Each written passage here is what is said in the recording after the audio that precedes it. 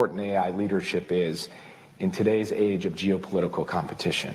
And they are investing huge resources to seize it for themselves. So we have to start upping our game. And that starts with people.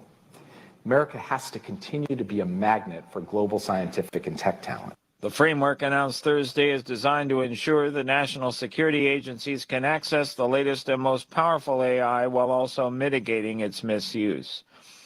As the days dwindle toward the 2024 presidential election, GOP nominee Donald Trump appeared on the Salem Radio Network's Hugh Hewitt show, saying a Kamala Harris presidency would be terrible for America. She's an empty vessel, but she's beautifully pushed around by a very smart, very powerful, very liberal, viciously liberal, but a very, very smart, powerful party called the Democrats, and they're vicious.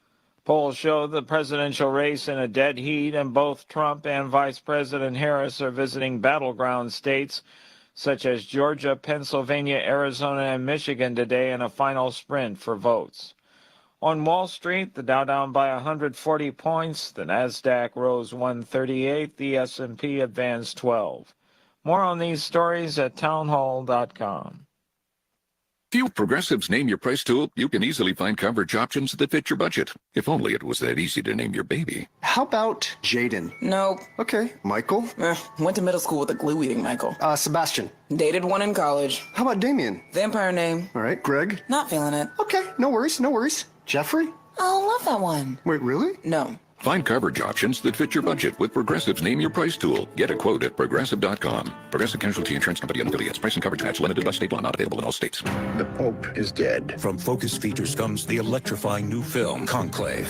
We're about to choose the most famous man in the world. Based on the international best-selling thriller. The Pope discovered something before he died. Ralph Fiennes, Stanley Tucci. Ambition becomes corruption. Dawn Lithgow and Isabella Rossellini. We sisters have eyes and ears. Top critics are raving. Conclave is hands down the best picture of the year. I had to find the truth. Conclave, rated PG. Parental guidance suggested. Only in theaters tomorrow. 3. Here's the Wall Street Business Report. Boeing strike continues. Factory workers have voted against the company's latest contract offer and will remain on the picket lines.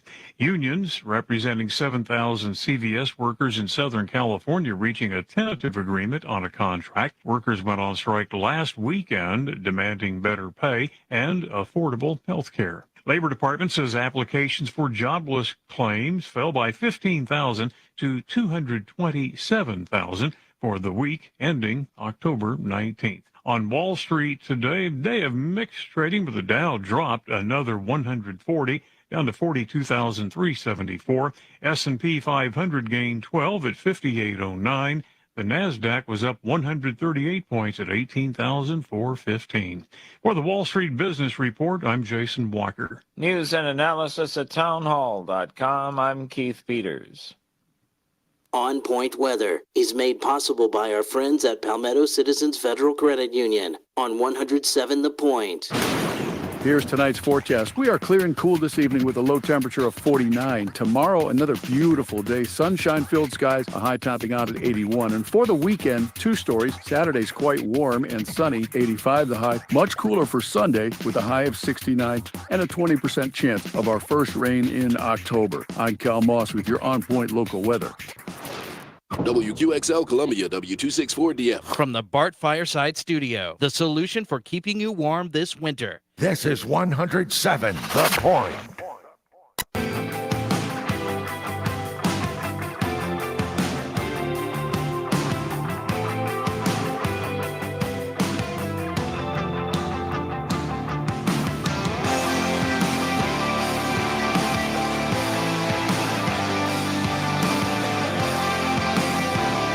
Great things don't happen all at once. Big dreams take time. And when it comes to saving for college, it's those small steps that make a difference. I'm State Treasurer Curtis Loftus. Future Scholar, South Carolina's 5-9 college savings plan, is designed to be taken step by tax deductible and earnings grow tax-free. So why wait? Discover the smart, easy way to save for college at futurescholar.com.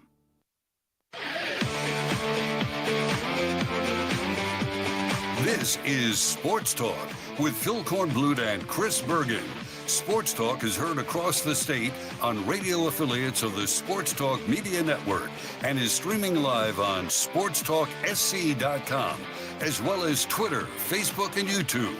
The South Carolina Education Lottery lucky number to call in is 888-898-2525. That's 888-898-2525. Now, here are Phil and Chris with tonight's edition of Sports Talk. And it's a big Thursday night edition of Sports Talk. Welcome in to the program on this off week. But we've been anything but off this week because it's been busy.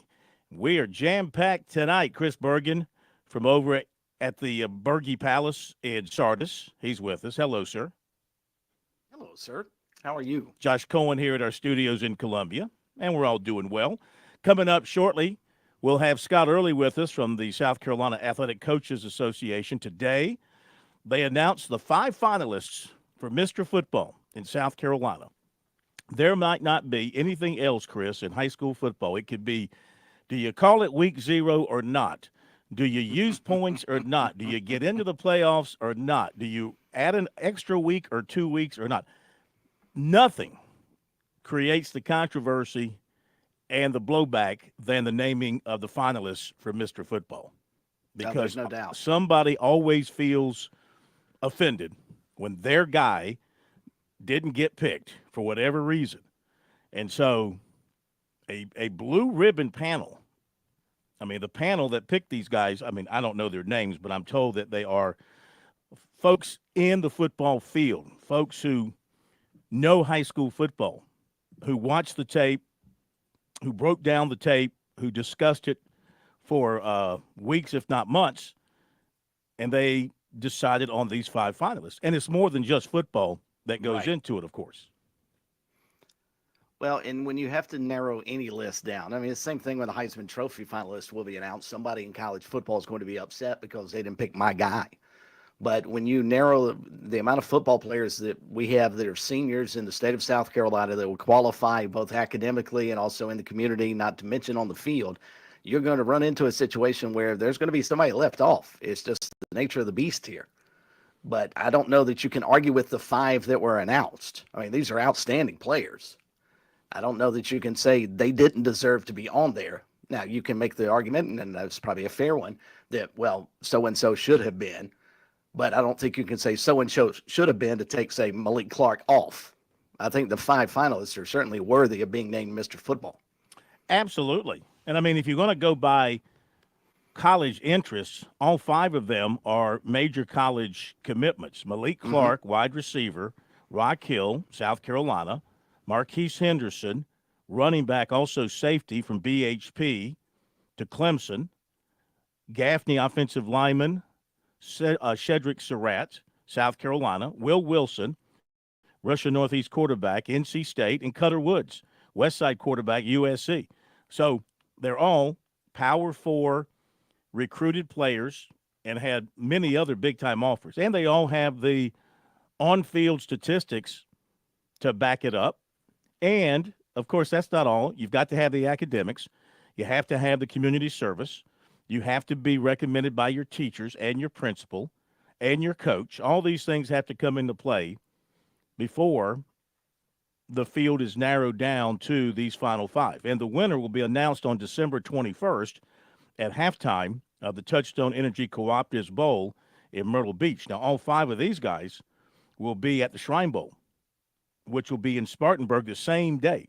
So I'm sure there'll be some coordination taking place between the Touchstone game and the Shrine Bowl game to make these guys available so that when they announce it at halftime of the Touchstone game, they will be available to be there and be seen and get whoever wins it gets the award. So really good class. Scott Early will be joining us in about 10 minutes to talk more about it. Mike Morgan at 6:35 tonight, Morgan on the Move.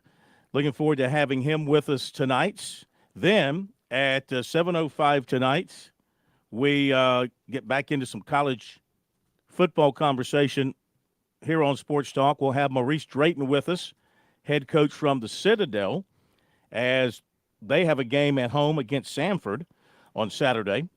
And we'll see what kind of progress they continue to make coming off a win over VMI on the road. We'll talk with Coach Drayton about that. And then 7:35, the M&M boys, Will Merritt and Corey Miller will be with us. And we'll talk more about South Carolina and Clemson and their thoughts on last week and the off week and what's ahead. And South Carolina women got a elite basketball prospect commitment today. We'll give you a full recruiting report. You know, last night we didn't get to recruiting because we got so jammed up.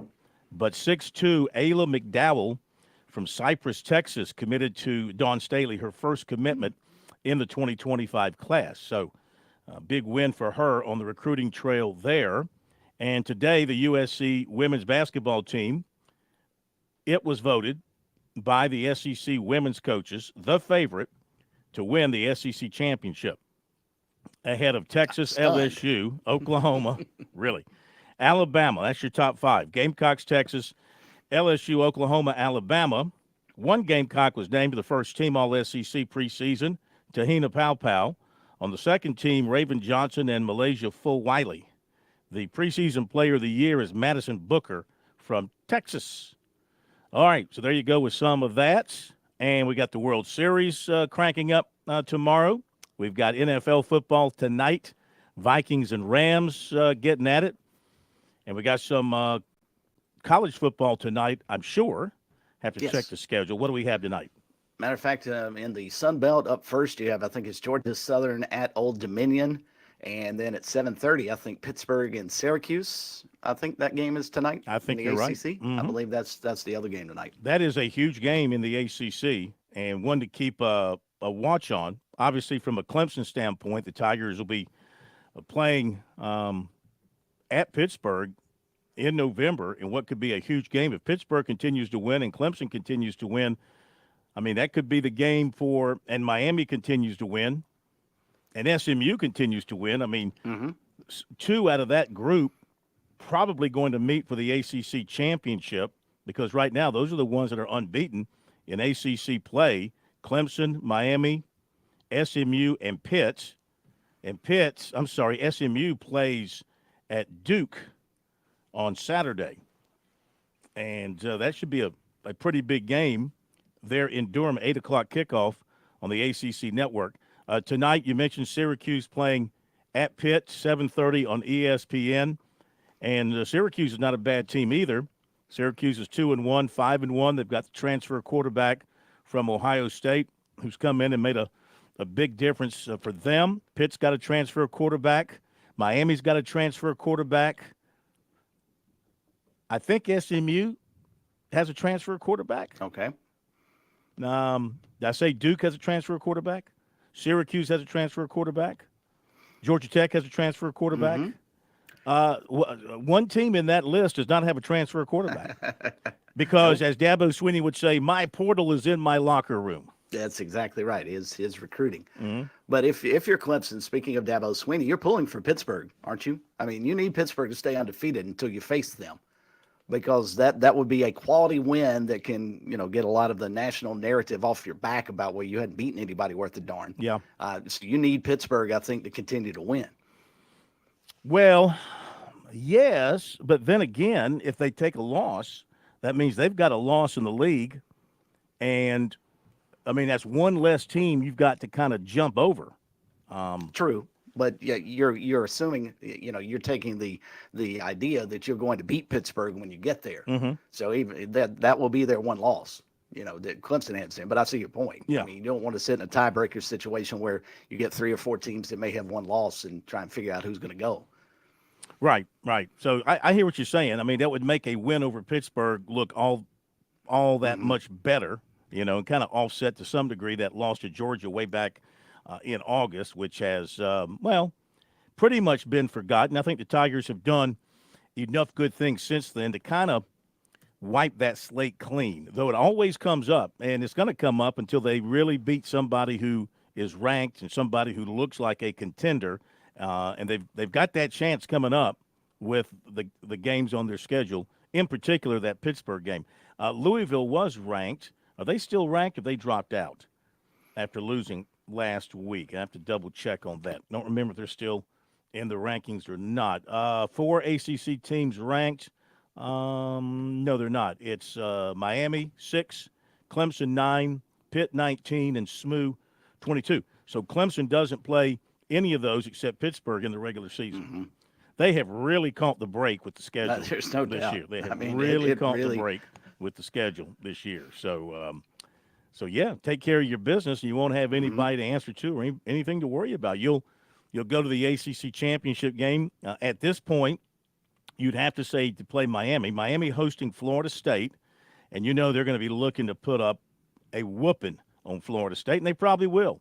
They'll probably make this as ugly as they can, one-sided as they can. When I talk about ugly, one-sided ugly, and put a hurting on Florida State. And who's not putting a hurting on Florida State these days? And then, of course, that would keep Miami undefeated and keep them well up in the rankings. And then just checking the rest of the way from Miami to see what is ahead of them. The Hurricanes will also be going up against, after they play Florida State, well, they get Duke next weekend, okay? They get Duke at home. Then they go to Georgia Tech, then an open date, and then they host Wake Forest, and they play at Syracuse. So, again, it's not what you would call a very troublesome-looking schedule ahead for Miami. No. In fact, who has Miami beaten this year? Florida, they stink. All right, Florida A&M, Ball State, South Florida. Probably their most impressive win was, well, probably out at California. When they were way down, they came back to win by 1. They did beat Virginia Tech by 4 at home. And then they beat California. Had a questionable finish, remember? Yes, that's right. Very much so. And then they beat Louisville by a touchdown. How good is this Miami team? We don't really know, do we? That's a really good question. I mean, they've won close games. They have not played. Let me think here. Let me see. Nobody on their schedule, as it stands today. How about this? Nobody on their schedule as it stands today. Let me double check. Did I say Duke is ranked? Duke might be the only one. I said they had 4 in the AP ranking. Got to go back and double check. I can't remember from 10 seconds ago. Miami, Clemson, SMU, and Pittsburgh. Maybe it was Duke. No, it's Pittsburgh. That's it. It's All right, Pittsburgh. so nobody on Miami's schedule is in the top 25, period. That's embarrassing. I mean, how seriously. can you play 12 games in major college football and not have a ranked team on your schedule? Yeah, at this time. I mean, now here's the thing. In your opinion, do you judge a team's schedule by what the team was ranked or not ranked when you play them, or where they are not ranked or not ranked after the season? So, like, if you play a team in September and they're ranked 11th, all right, and they go on and lose games and drop out of the top 25, should you be credited with playing an 11th ranked team at that time, or do you go back and say, oh, they didn't play anybody who was ranked by the end of the year? That's a really good debate, and it's one I'm not sure there's a good answer, because I could come back at you and say, well, that team that was ranked 11th lost their quarterback, their wide receiver, 2 of their DBs, and they just weren't the same team that you faced. So should they get credit for them being, full and whole as the 11th ranked team in the country, or should you get discredited because they didn't finish in the top 25? Yeah. It's a tough argument, and I don't know the right answer to that. Yeah, that's a round and round debate question, I would say. There's probably no correct answer. It's just an opinion thing, and you can look at it however you want to look at it. All right, it's Sports Talk. It's a big Thursday night. We've laid out everything for you, and let's go to the phone lines and welcome in to the program Coach Scott Early, Executive Director, South Carolina Athletic Coaches Association. Always a big day when the association and the Touchstone Energy Cooperatives folks announce the finalists for Mr. Football in South Carolina. That happened today. And, Coach, welcome in. Great to have you with us. We've gone over the names of the 5 gentlemen who are the finalists. What are your thoughts overall about this group? I think it may be the most talented and diverse group I've seen in my time of doing Mr. Football. We also had 20 nominations. I don't remember a time, I'd have to check with Coach Richardson, but I don't remember a time that we've had that many. So it was a great competitive field, and I think our committee done an unbelievable job. And people don't know the diligence and that they put into this. I mean, they've watched film on these kids from the time they were sophomores. They've called universities they're committed to. They've called assistant coaches. They've talked to people at the concession stand. What do you think about Phil's character, or what's Phil doing in the community? And it's just I won't ever forget. I've been fortunate enough to have two Mr. Footballs in my career. I had J.D. Melton in 2003, and then I had Shaq Rowland at Lexington in 2010, and Everett. But I was gone when Everett got there. But I won't ever forget. And Phil, you'll remember this when we used to do the old banquet and sit down for what we used to think was a 5-star meal. It's probably a 2-star, but Keith Richardson took the podium and described what Mr. Football was, and he said it's a man that will take us into a dangerous mission. And there's just so much goes into to getting to these 5 finalists. And my hat's off to our anonymous committee and everybody involved. Touchstone Energy, took that over and was able to financially support it way better than we were before. So, just a busy day, but a great day. Oh, absolutely. Always exciting. And so we always say it's more than just football that goes into deciding on these 5. What are some of the outside elements that factor in when the panel looks at the names and discusses each player and weighs one against another? Well, I mean, public perception, what people say about you, what your teachers say, what's the custodian say, what's the recruiter say, what's the coaches say, what's the teammates say, and then what you say and what you do. What do you do? Like, what do you do in your community? What do you play other sports? Are you versatile? Are you, versatile and equipped with all mental and physical aspects, community service? What church do you go to? What does your pastor say about you? Just it's everything. And I don't think people know that, but it's the highest honor you can receive in the state of South Carolina, and it's also well respected and well thought out by people that have been around football in this state for a long, long time. Yep, for sure. Scott Early with us here tonight discussing the 5 finalists named for Mr. Football. The award will be handed out in December. And, Coach, you've got a running back, a wide receiver, 2 quarterbacks, and then you have an offensive lineman as the final 5. And I'm curious from Cedric Surratt's opinion from the voting, with him being an offensive lineman, how do you equate what he's able to bring to the table for Gaffney versus, say, what Cutter Woods does as a quarterback at Westside versus what, say, Malik Clark is doing as a wide receiver at Rock Hill? How do you balance the different positions to be able to fairly determine who's the best football player in our state? Well, that's a great question. And, it's a little different. The Heisman has become a quarterback award, and the MVP in the NFL has always been a quarterback award. Mm-hmm.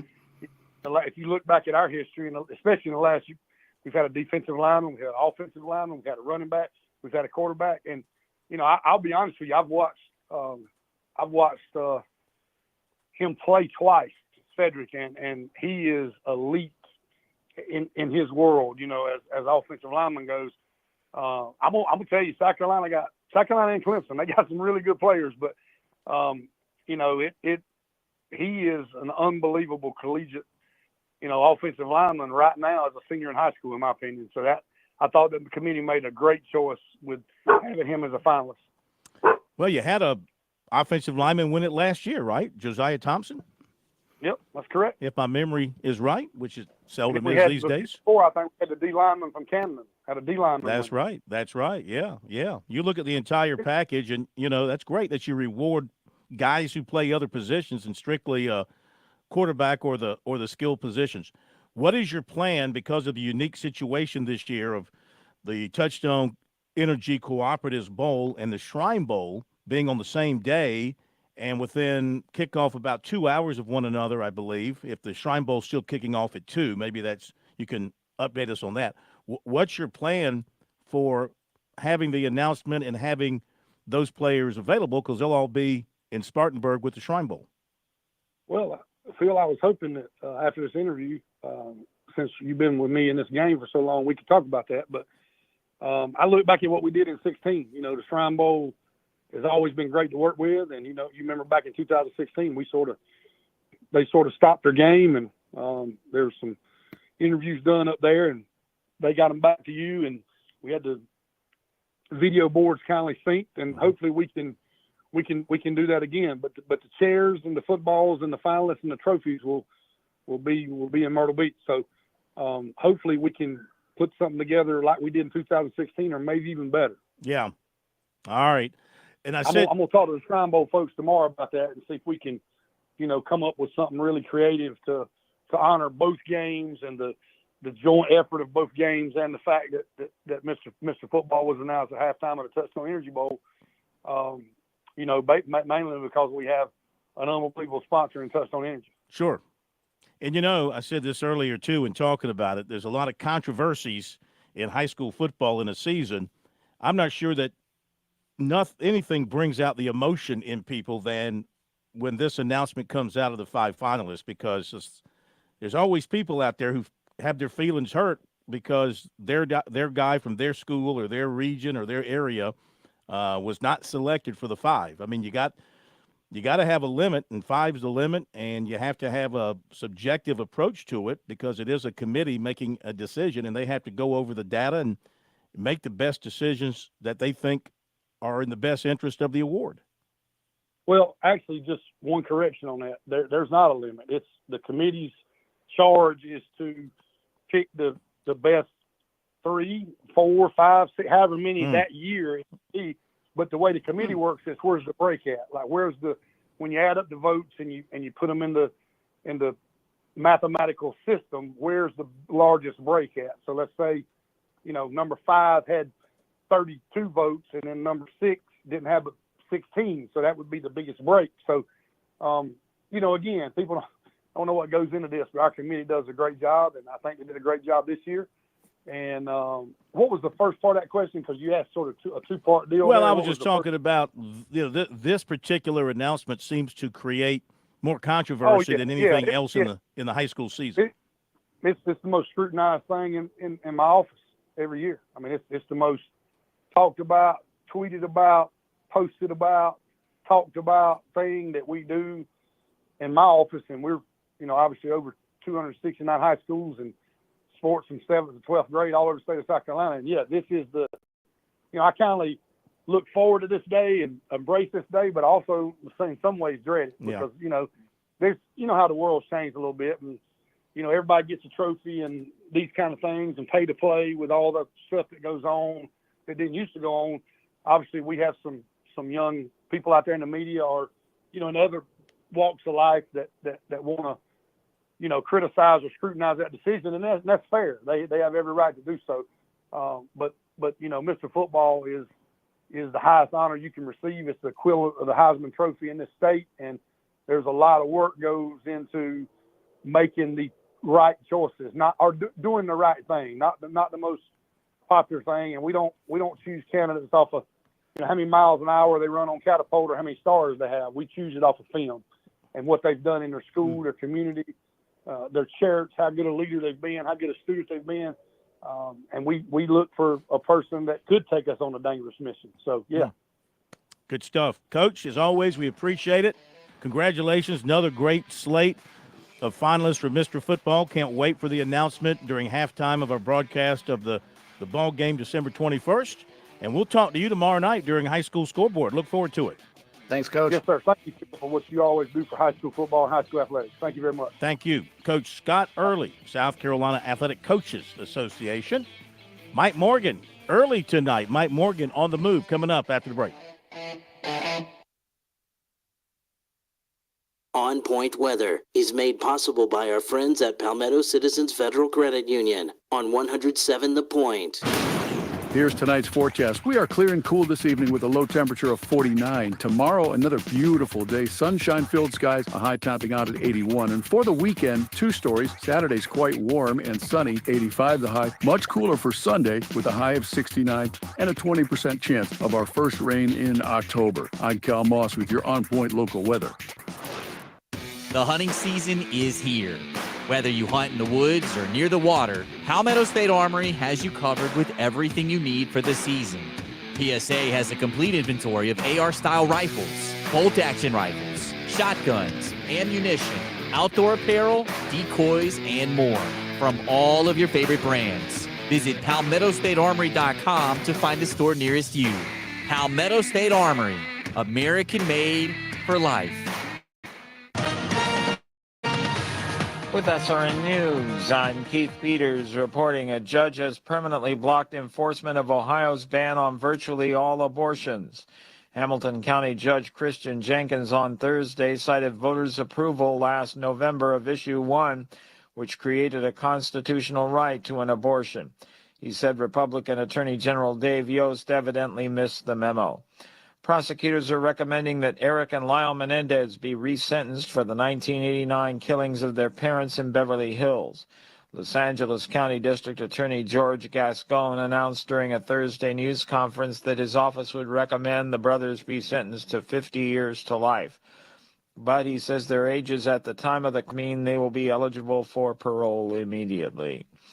On Wall Street, the Dow down by 140 points. More details at srnnews.com.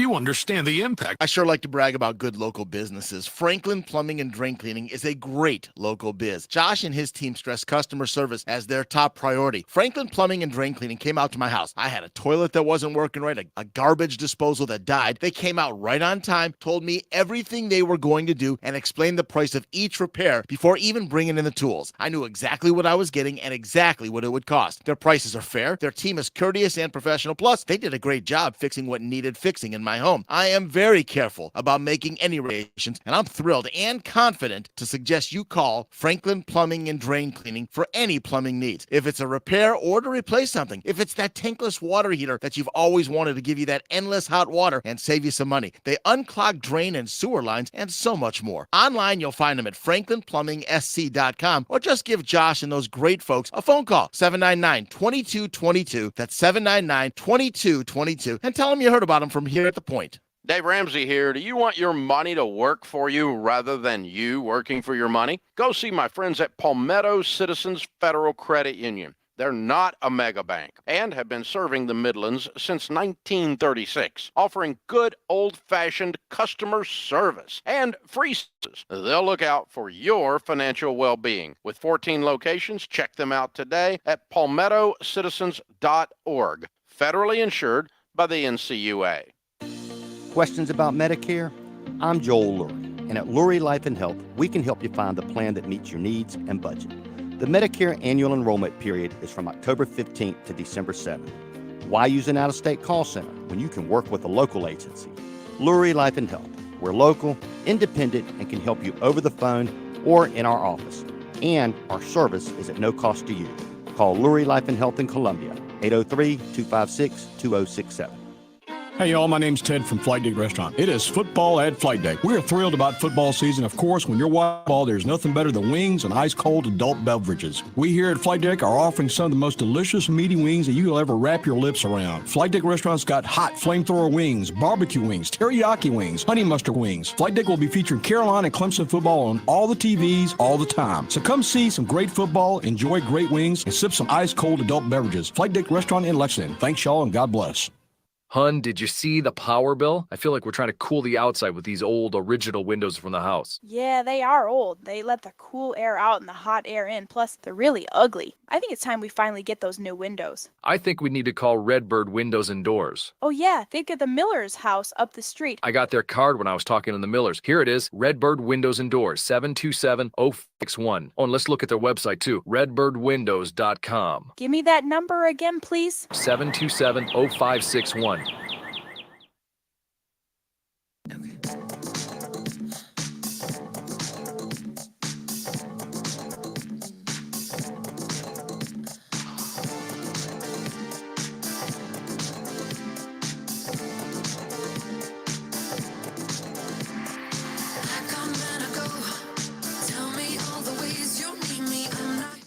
All right, time for Mike Morgan. Morgan on the move with us here on Sports Talk. Mike brought to you by Love Chevrolet in Columbia and lovechevy.com. Good to have Mike back with us on this Thursday night. Kind of a slower week this week in South Carolina with the three FBS teams all being off, but a lot of action around the SEC, ACC, and around the country, plus the World Series cranking up. But let's talk about what happened last weekend, Mike, and South Carolina going out to Oklahoma and getting an impressive win over the Sooners. That's their 4th win. They hit this break with a very good feeling about themselves right now. The question is, they've got 5 games left. Can they build on what they did last weekend? I think they can. I think the defense has been built since week 1, honestly. The offense is what needs a little retooling, right? So you put it in the garage every week and you hope for a better result. I think in a game statistically that was pedestrian for Lenora Sellers, I actually thought it was the best game he had as a passer. I thought he saw the rush better than he ever has. He was accurate on short passes that he has struggled with throughout the year. I thought he showed more poise. I just think he took a step forward. So for me, the defense is already there. It's been there all year. For my money, it's the best defense in the SEC, and I don't say that lightly. But clearly the offense is bottom third of the league, and that's what has to catch up. And if it just starts playing middle of the pack SEC offense, then this team's going to win more games. There's no doubt about it. When you look at the schedule, they have played some of the most difficult teams that were on there.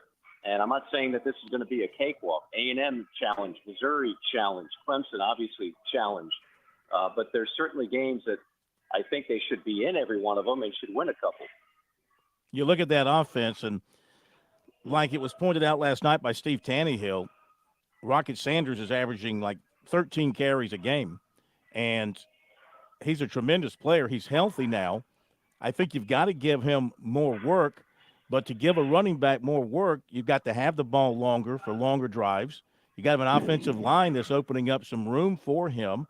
These are things South Carolina's got to improve on over the last month of the regular season. What the? Did I mention I'm a fireman part-time? I'm just climbing a ladder right now, saving a cat. Don't mind me. I can multitask. Understand. I do. Oh, there's Frisky. Come on. Say hello to Phil. Okay, there we go. Everything's good. No, I thought at the beginning of the year, Rocket Sanders could be a 1,000-yard rusher in this offense. Now, I also thought the offensive line would be a little bit better, and I thought, obviously, Rocket would be healthy. So he's already missed a game. He's been banged up for a couple more, and clearly that's taken away from his productivity.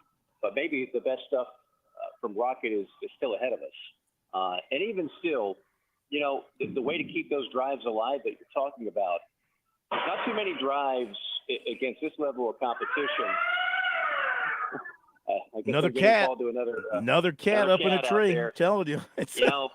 Please keep them spayed and neutered. That's all I can say. If Bob Barker doesn't tell you anymore, at least I can. No, but I think that even the best running offenses, eventually you've got to be able to convert a 3rd down and 5 passing the ball. And the Carolina passing game, as we all know, has not been great. But like I said, I thought it took a step forward. Oklahoma's miserable on offense, but they do have a decent defense. And that's what you're going to be looking at the rest of the way. You're going to be looking at good to really good defenses the rest of the way. And we'll see if this offense can take another step forward. Mike Morgan on the move with us here on Sports Talk. Gamecocks, of course. I mean, you got to win your home league games, and so far they haven't done that. And they've got 2 more home league games against, tough opponents, A&M and Missouri. Now, Missouri's got a little bit going on injury-wise. Their running back's out. The quarterback's a little beat up because they don't play them for a couple of more weeks. But you might get a bit of a wounded Missouri team coming to Columbia. That Texas A&M team, I think they catch them. I would say they catch them at a good time because they're playing LSU, and they're going to put a lot into that. And then they've got to come to Columbia, and the Gamecocks have had 2 weeks. Now, having 2 weeks last time around didn't do them any good. Let's see if that changes this time around. Yeah, good point. I sometimes I wonder if 2 weeks is – I mean, it's obviously good if you're banged up and to rest. But the way Carolina played against Oklahoma, they might have signed up to play the next day as opposed to 2 weeks from that day. So I don't know if that really is a big advantage or not. every team's already had one bye. This is one of the few times I can recall 2 byes in a given year. I don't think we need 2 byes in college football. But regardless, like most people, I'll be watching that A&M LSU game, and I love A&M's running game, and I love LSU's passing game. So which one's going to be better on Saturday? But I do think that A&M poses some problems with their physicality.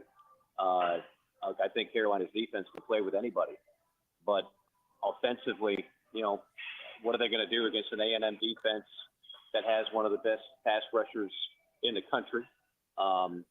So that game to me obviously is big. And the Missouri game, I've had that one circled since before the season started because, look, I think Carolina fans, as much as it hurts, can live with losing to an Alabama or an LSU. But this losing streak against Missouri, I think a lot of fans are kind of looking at that like enough is enough already. I look at the SEC standings. You've got 7 teams with 0 or 1 loss to this point as we go into the last month of the season after this weekend. That includes Vanderbilt. So, you got a bunch of teams still in position to qualify for the SEC championship game. It's going to make for a wild November. It's going to be an outstanding November. It's going to be an outstanding November in the conference. It's going to be an outstanding November for the 7 at-large berths for the playoff. You still have literally dozens of teams that have a pathway to get there. So I think it's going to be the most exciting November on record, and I'm here for it. I can't wait. And I love the fact that we're taking the top 2 teams and playing them in championship games now. None of this, the varsity beats up on the JV, and one team gets there by virtue of being in a much weaker division. No more of that nonsense. It's going to be the top 2 teams throughout the year. I would expect Georgia to be one of those, but I don't know who the other one's going to be, so I think it'll be very interesting. Well, LSU and A&M, that could be an elimination game as you look at it, but all these teams have some tough opponents, of course, over the next month. And, what if, okay, so your SEC champion, let's say they have a 1 loss, maybe 2, but they qualify. But, what if you have the loser of that game, let's just say that's their 3rd loss on the season, maybe not in the league, but just overall on the season.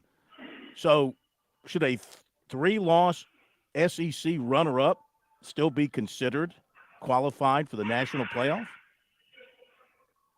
I think it's possible. I don't think it's probable. I think it would have to be an SEC team that has a lot of impressive wins and then stumbles in a close game in Atlanta for its 3rd loss. And then what always makes these questions impossible to answer, as you know, is we don't know what's going to happen with the other bubble teams, right? We don't know how many 2-loss teams are going to be in the Big Ten. Will the loser of Clemson-Miami, will that resume be strong enough to get in there as an at-large? Because the ACC is not a good league. It's just not. We don't know. We can't answer that without knowing how everything else is going to turn out. If you could tell me and predict the future and tell me exactly what the final records are going to be for Oregon, Ohio State, Michigan, Miami, Clemson, I only think the Big 12 gets 1. I think that's pretty easy math. But the other ones make it a little bit complicated. Well, you talk about the ACC. We're just talking about Miami, which is a ranked team, but Miami currently, no one on their schedule is in the top 25. No one they've played. No, it's brutal. No one that's ahead. So, and then you got Clemson, and, of course, they've kind of played a similar schedule outside of Georgia. Now, they got Pittsburgh in a couple of weeks. That'll be a big showdown game for them. What about Miami and Clemson, however? If they play, if they run the table and play in the ACC championship game, Clemson will have 1 loss. Miami will be undefeated. You think both of those deserve to move forward? I think a 2-loss ACC team is going to have a problem. I just do. Yeah. Because how many quality wins is that 2-loss ACC team going to have? And then who are they going up against? My guess is that's going to be a tough one to get through. Well, I mean, you're right. I think, if Clemson were to, if Miami were to beat Clemson, if things stayed as they are now and they meet and Miami wins that ACC championship game, Clemson will have 2 losses. One will be to the number 1 team in the country at that time, and Miami will be in the top 5 if they win out. So their 2 losses will be the 2 teams ranked in the top 5, and they will have beaten. They will have beaten a ranked Pittsburgh team in all likelihood if they win out in Pittsburgh. They will have beaten a South Carolina team, an SEC team, which may have a pretty good record by then. They might have an argument for getting in with 2 losses. I'm not saying they won't have an argument and they'll politic like every other team does, but you look at it one way as they are going to. Look at our 2 losses. Those are 2 quality teams. The question is there enough meat on the bone in the win column? I mean, Pitt's a nice story. I don't know if that's a great team. I love the Eli Holstein part of that equation, the transfer from Alabama. But again, let's just say hypothetically, they're going up against a 2-loss Alabama team. Are they getting in over a 2-loss Alabama team? Well, I don't think so. Are they getting over a 2-loss Ole Miss team? Maybe. Are they getting over a 2-loss LSU A&M team? I don't know. I mean, what you're saying to me, what you're telling America and the entire world, because we're on this thing called the internet, is that the SEC is the only league that gets the benefit of the doubt when it comes to 2 losses. No, not at all, because I think there's some Big Ten teams that Clemson would have to worry about as well. If you want to make this you want to paint me in the pro SEC homer category, as you skillfully did, I could tell you there's going to be a 2-loss Big Ten team that's going to have a similar argument that, look at who we beat. Look at some of the teams we beat. What if there's a 2-loss Big Ten team that happened to beat Michigan and Penn State, but they lost 2 other games? You think they're not going to get in over Clemson? I mean, the Big Ten and the SEC just have much more strength of teams right now than the ACC. I don't think even your passionate ACC fan would argue that point. Just because Miami and Clemson are good doesn't take away from the fact you're not playing in one of the top 2 leagues. Why do you think they want to get the hell out of Dodge? Because they know this. They know that playing in the ACC can be a disadvantage when it comes to things like this, not to mention all the money. So I don't think that's really a hot take, honestly. I think most people would tell you the same thing. It's going to be difficult for a 2-loss ACC team to get in over a 2-loss SEC or Big Ten team. Now, that being said, they're not all built the same. I mean, I mentioned Ole Miss. The knock on Ole Miss is they beat all the teams that they're supposed to beat under Lane Kiffin, but they don't beat the really good teams under Lane Kiffin. That's been his track record. So maybe Clemson at that point could say, wait a minute now, you might play in a more difficult league, but you don't have more difficult wins than we do. I could buy that argument, but I can't buy the one over some of the other SEC teams that are likely going to have 2 losses. Now, let me ask you one more thing before we let you go. We're talking about all this. You know what's going to happen? Clemson's going to beat the doors off Miami in Charlotte. 34-10, and it's all going to be a moot point. Absolutely. End all doubt.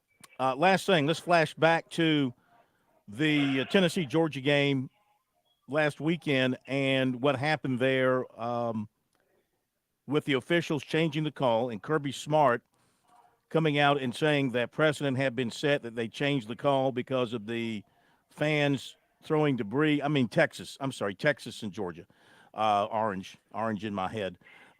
Anyway, Kirby Smart coming out and saying that the officials changed that call because of the fans throwing things onto the field. What did you make of that? What did you make of what he said? What did you make of that perception? And what do you think really happened in your professional opinion? And I've talked to a couple of officials about this. It's a mistake to overturn a non-reviewable play, even though the call was clearly missed, overturn a non-reviewable play that you never would have overturned had it not been a delay caused by the home crowd throwing bottles on the field. It's bad on top of bad on top of bad.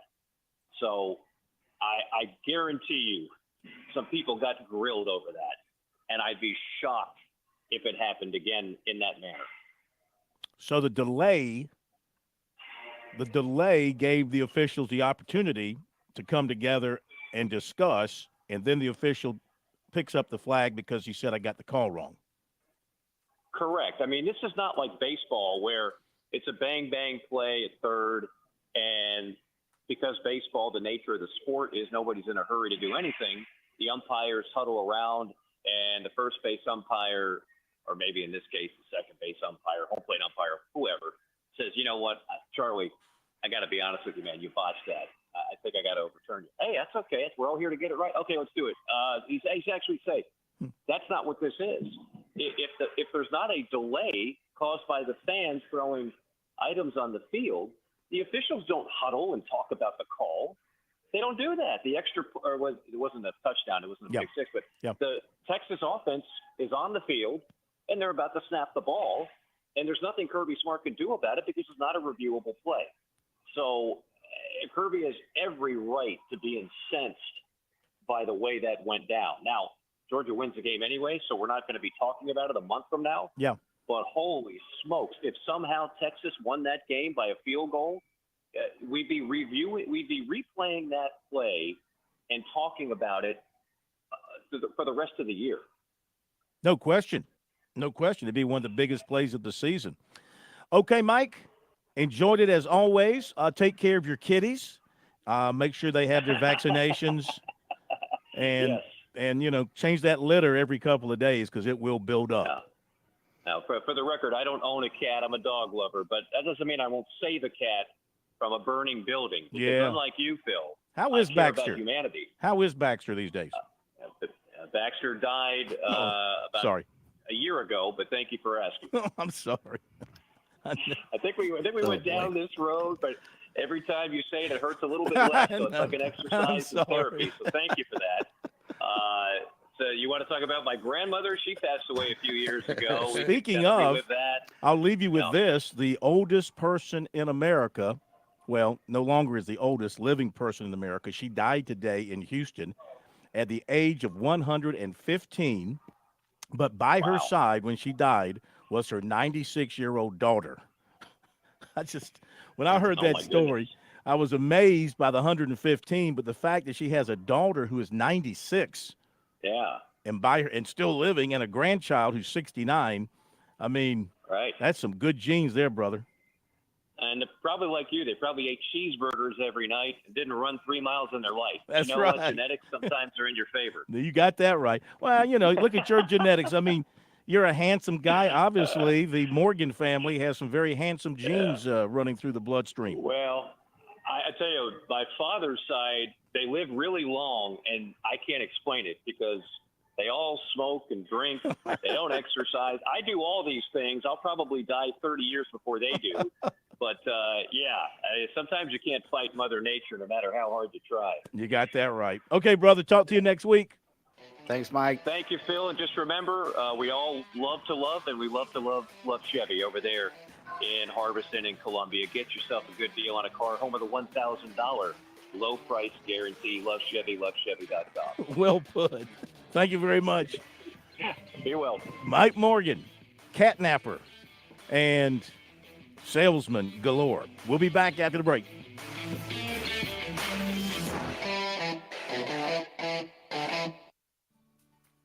Major Billy Downer here from the Department of Natural Resources, and DNR is excited to announce the implementation of Go Outdoors SC, a new online licensing and boat titling system that you can access right from your phone. Through this new system, customers can purchase their hunting and fishing licenses, renew their boats, apply for lottery hunt opportunities, and complete electronic harvest reporting requirements. For more information, visit Go Outdoors SC at your local app store.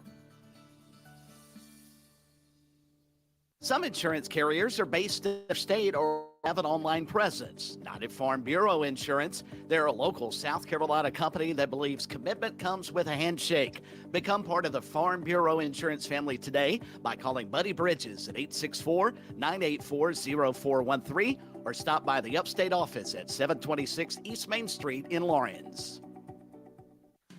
Set your youth up for a lifetime of financial success with Smart Start from Founders Federal Credit Union. Smart Start products and educational resources help teach kids and teens the basics of saving, budgeting, and smart spending. Help them learn smart money skills to jumpstart their financial journey with Smart Start savings, debit, certificates, and educational resources. Learn more at foundersfcu.com/smartstart. Federal by NCUA. Membership qualification required. Terms and conditions apply. Great things don't happen all at once. Big dreams take time. And when it comes to saving for college, it's those small steps that make a difference. I'm State Treasurer Curtis Loftus. Future Scholar, South Carolina's 5-9 college savings plan, is designed to be taken step by step.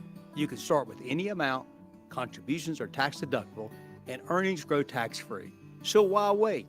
Discover the smart, easy way to save for college at futurescholar.com. Call Lawyer Lisa.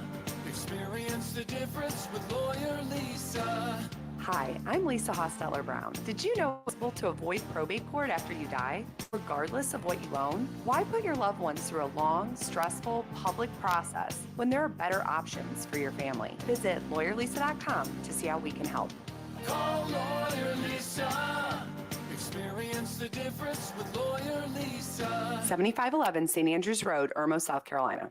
The South Carolina Education Lottery has a new rolling jackpot, and trust me, our state hasn't seen anything this big before. How big? Harbortown Lighthouse big? Bigger. Bigger than the Ravenel Bridge? Even bigger. Not bigger than Table Rock. With this new rolling jackpot, Palmetto Cash 5 is officially too big to ignore. Palmetto Cash 5 draws nightly, so play today. Check if your numbers are winners in the Players Club app at sceducationlottery.com. Overall odds are 1 in 10. Top prize odds are 1 in 850,668. Touchstone Energy cooperative members save more on electricity, and members save more on insurance, groceries, healthcare, restaurants, travel, concerts, and sporting events through Co-op Connections. Touchstone Energy is an alliance of the member-owned electric cooperatives, and as a member, the power is yours. Experience the power of co-op membership with Touchstone Energy and find out how much you can save on electricity and a whole lot more at touchstoneenergy.com.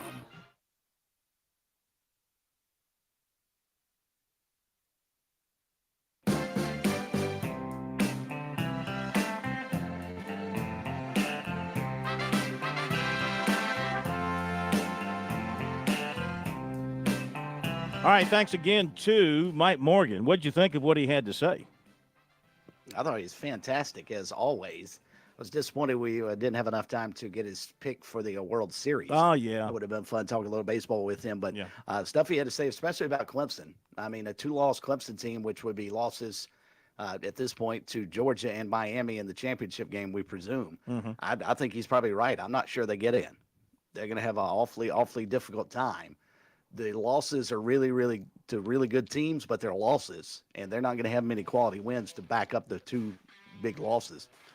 Well, I tell you what, there's going to be a lot of ticked off people, though, if it's so top-heavy SEC. Oh, no doubt. Because that's what everybody's expecting, top-heavy SEC. And they got, listen, I mean, what's that committee thinking? Are they also of that mindset that it's SEC and everybody else? And you don't get the same benefit of the doubt if you're not SEC or maybe a little bit Big Ten. Maurice Drayton coming up after the break.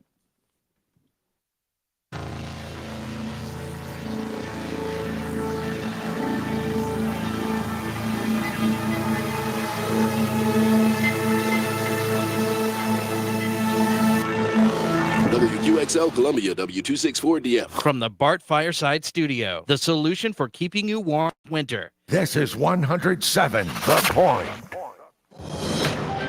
Breaking news this hour from townhall.com. I'm Keith Peters reporting.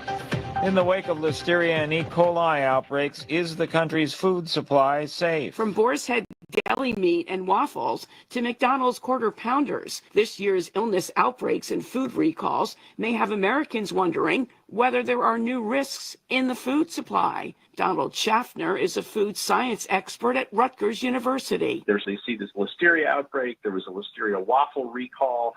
There's this outbreak, and I don't think they're an indication that the sky is falling. I think they're probably just either coincidence and or the CDC doing a really good job of finding these problems for us. The FDA says the country ranks near the top for food safety. I'm Shirley Adler. A new song from country music group Thompson Square in Nashville is generating interest across the political spectrum.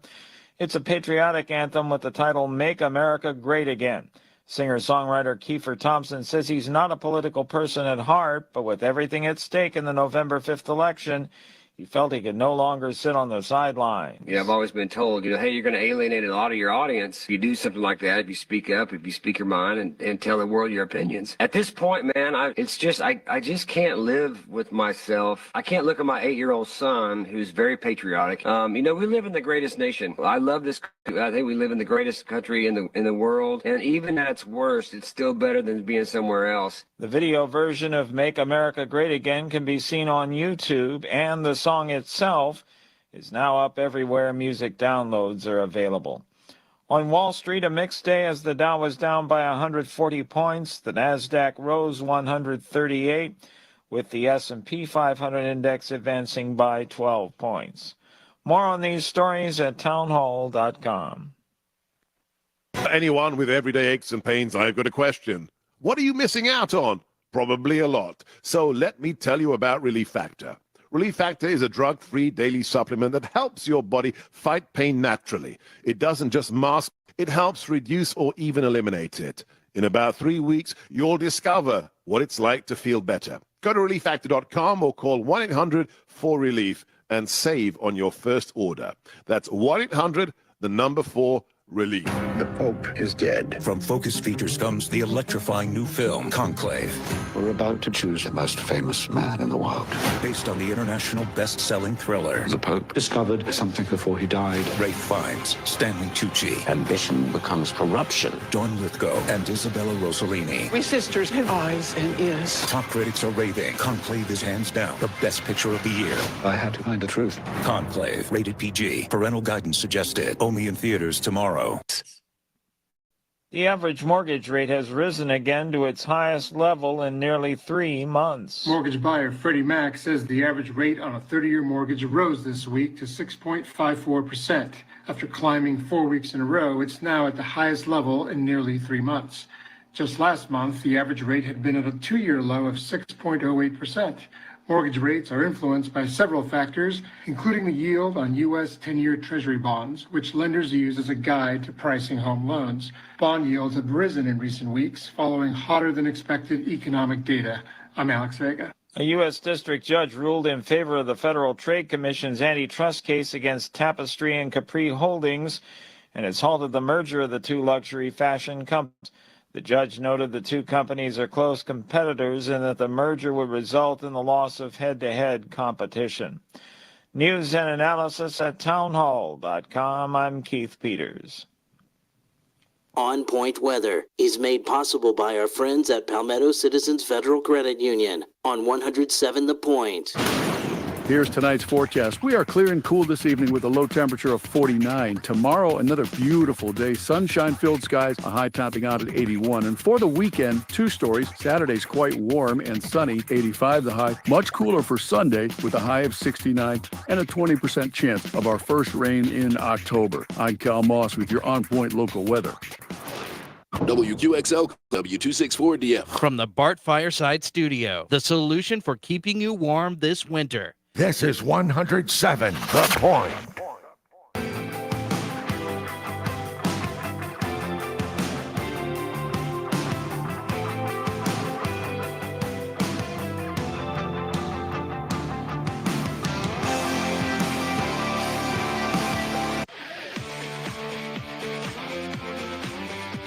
Welcome back to Sports Talk on the Sports Talk Media Network. You can reach the guys with the South Carolina Education Lottery lucky number. 888-898-2525. That's 888-898-2525.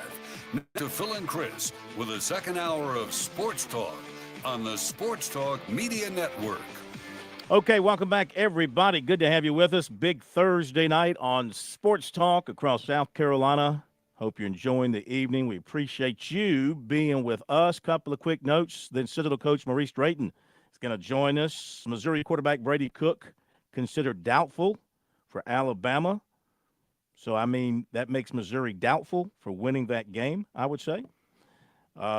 Matt Zenitz reported South Carolina former linebacker transfer Bengali Kamara set to visit Purdue November 5 through 7. But I question that because the window doesn't open until the transfer window in the fall doesn't open until the day after the playoff field is set, according to the rules. So I'm trying to understand how that's possible. How you can take an official visit in November when the transfer window doesn't open. It's a really good question. If I'm applying the rule correctly. Maybe I'm misapplying it. South Carolina Board of Trustees meeting tomorrow on the agenda. Phase 1 approval of Williams-Brice Stadium Development Project. Okay? So that's going to be happening when they meet in the morning. Chris Sale, Braves Comeback Player of the Year. And a great choice there. Yeah, no surprise there. Yep. And this little NIL note, according to Pete Nakos, the top basketball recruit in the country, A.J. DeBansa, expected to get an NIL package worth $3 million, could be as high as $4 million. He reports BYU is ready to offer $4.5 million. You got some Utah Jazz people involved, like Danny Ainge and Ryan Smith. All, as they say here, they are willing to open the checkbook for what it's worth to get this guy for 1 year. Okay. College game continues to spin. Let's go to Charleston. Don't we all want to go to Charleston? Let's all go down to Charleston. Absolutely. Where the rebuilding of the Citadel football program continues. We welcome in Coach Maurice Drayton.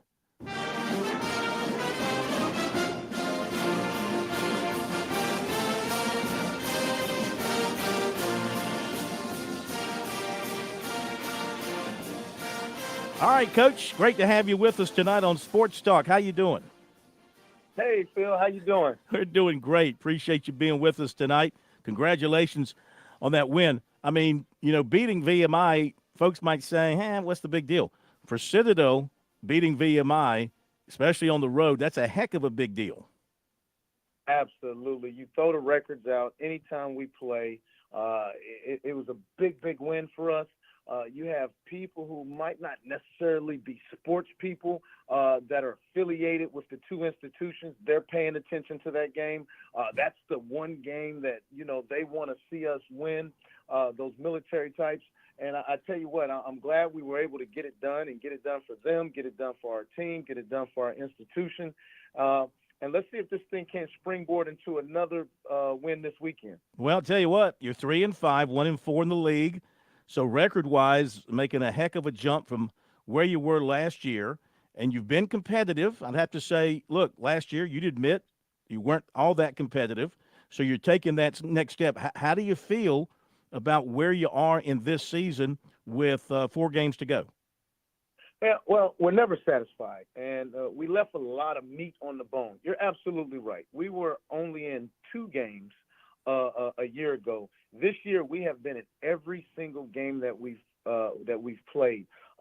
Some could argue we could be as well as 6-2, 5-3, but we're not. We are what our record is, but it's encouraging because the meat is still on the bone. The young men see it, and with these remaining games, we have a chance to add to that win column, and we're anxious and we're hungry and we're ready to do that. Yeah. What are you liking most about this team? Where do you see the greatest improvement? I could probably answer that myself. I guess you'll probably say on the offensive side, but where have you seen the greatest improvement overall with this team? Well, you're absolutely right. It has been on the offensive side, but we still have a ways to go. we're moving the ball. We're winning the time of possession, but we're bogging down in the red zone. So we've put a lot of emphasis on that.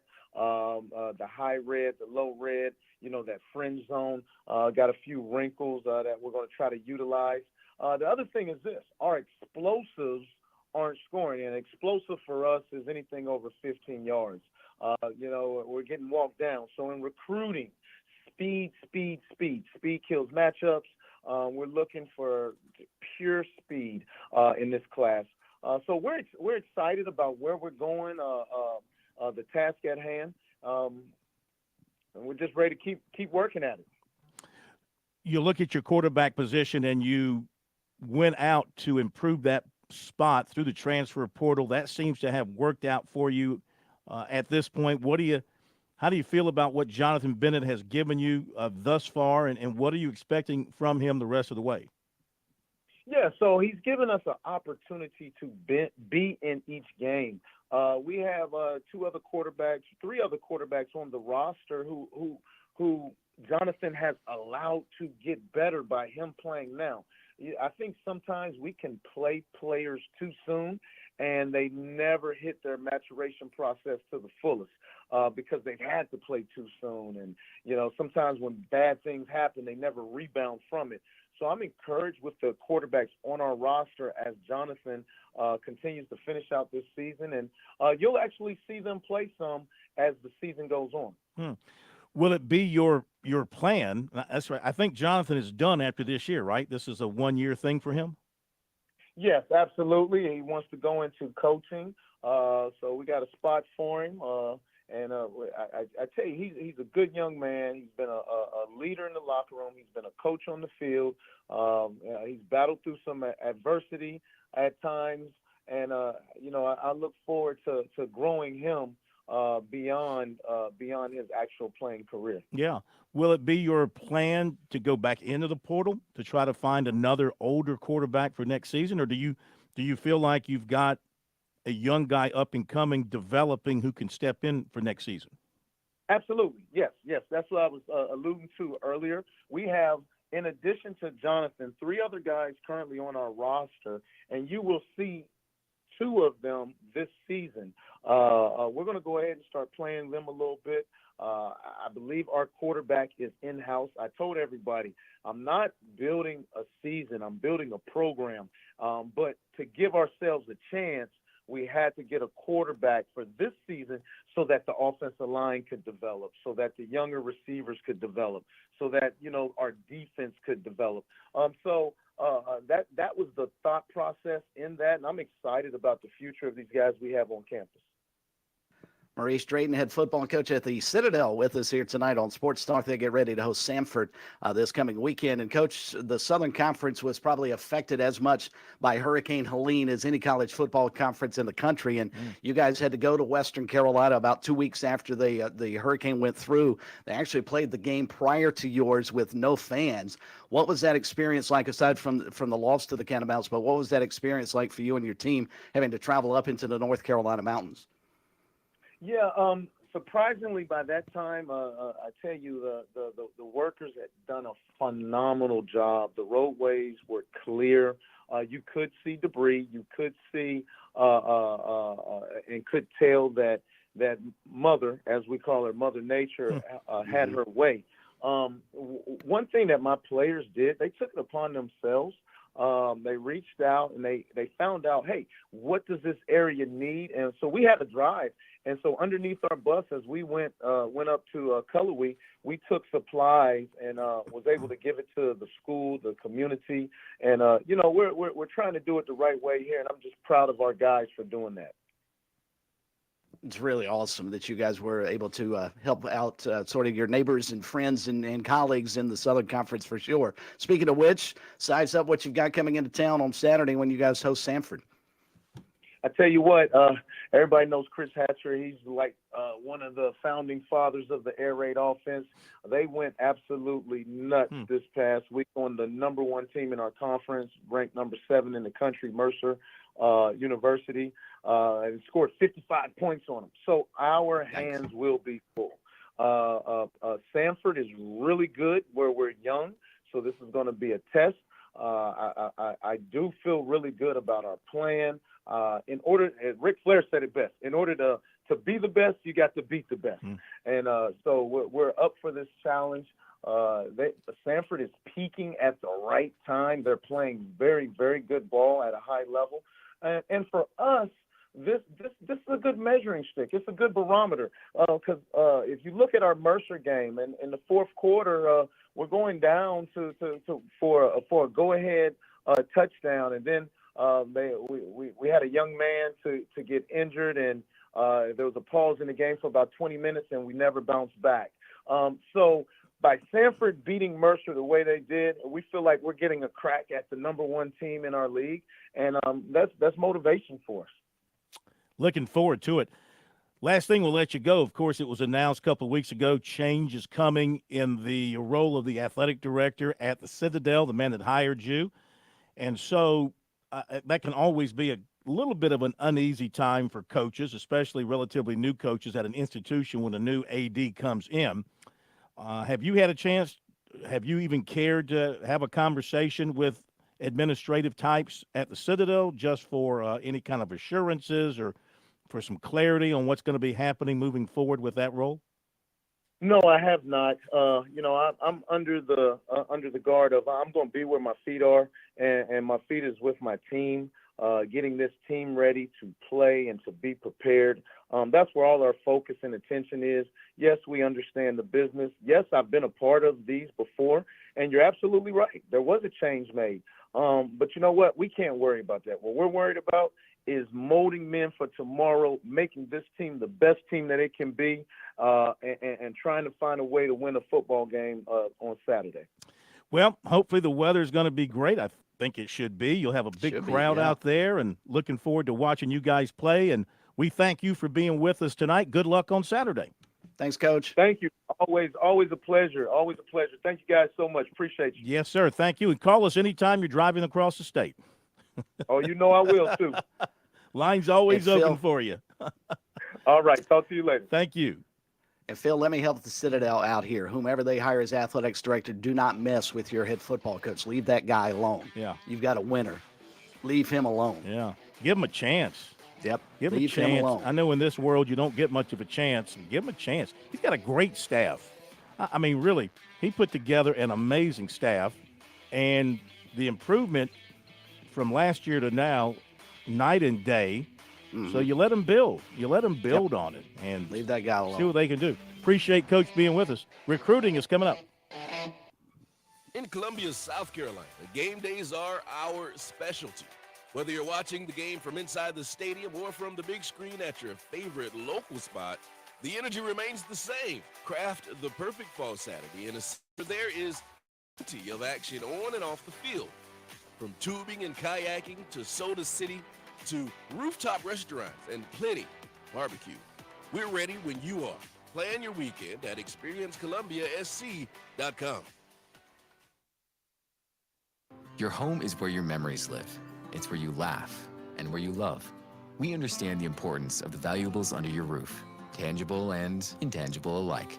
So no matter what's around the corner, we'll be there, offering you and your family the support that's made Farm Bureau Insurance a trusted name for nearly 70 years.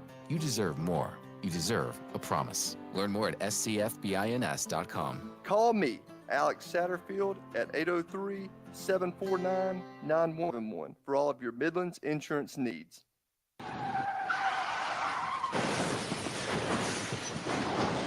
I'm attorney Jim Corbett. That's the sound of a big hit on you and your car or truck. I've been an attorney for more than 30 years, helping people who get injured in car wrecks and truck wrecks. If you have serious injuries, call Jim Corbett, 803-765-2968, or email me at jim@jimcorbettattorney.com. That's CORBETT. I don't get paid unless I recover for you. Jim Corbett Attorney, for your best recovery from a big hit, 803-765-2968, or jim@jimcorbettattorney.com.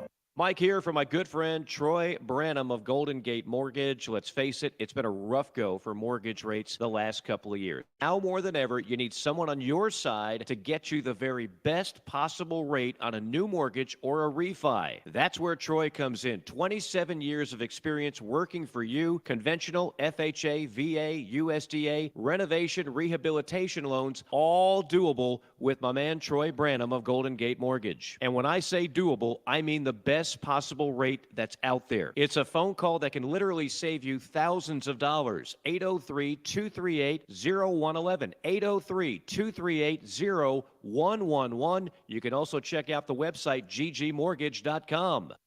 South Carolina's taste buds have spoken, and they're asking for beef.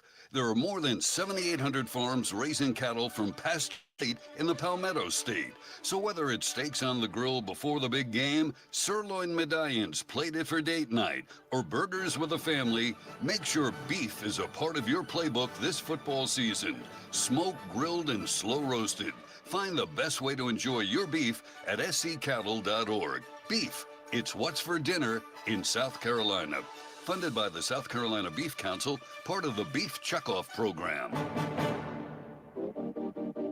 The Sports Talk Recruiting Report is sponsored by Seawell's Catering. Finally, give me some recruiting. Corn. You missed the recruiting last night. A pox on your house. I know people upset. Guarantee it. Probably cursed your house and ran over with pitchforks. You had to fight them off last night when you got home, didn't you? Telling you. No recruiting. Upset people. Upset people. You know what? I don't feel the pressure anymore. There's 1 million people covering recruiting out there. You realize that, right? 1 million people. Yes, but not as well as you do, nor it used for to be free like you do. Yeah, it's true. It used to be a roster of like 2. Now it's a roster of 2 million. And it's all brought to you by Seawells. Tomorrow should be a what? Roast Beef Friday. Bring it on.